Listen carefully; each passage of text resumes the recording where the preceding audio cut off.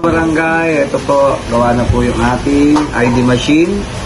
Napakaganda po ng ID natin. Ginawa na po natin, in-improve na po natin yung ID natin, dating papel na nilalaminate nyo pa po. Pero ngayon po, napakabilis po ng proseso dahil ito na po yung resulta. PVC na po yan. Tapos, yung likuran po ng ID, nakasulat po rito yung kanyang mga hotline number tulad ng barangay, PNP, CCMC, Maynilad, SS, at PhilHealth, Pag-ibig, Meralco, Maynilad, at CDRRMC.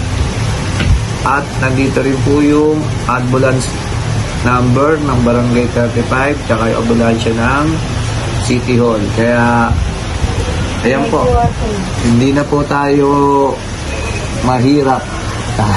Ayan, nagano na po tayo, nag-improve na po kasi tsaka wala po kayong babayaran dito kahit 5 duling ha. Kahit 5 po, walang bayad ito. Pag may naningil po nito, sabihin nyo sa akin, pakulong natin, tanggal ha.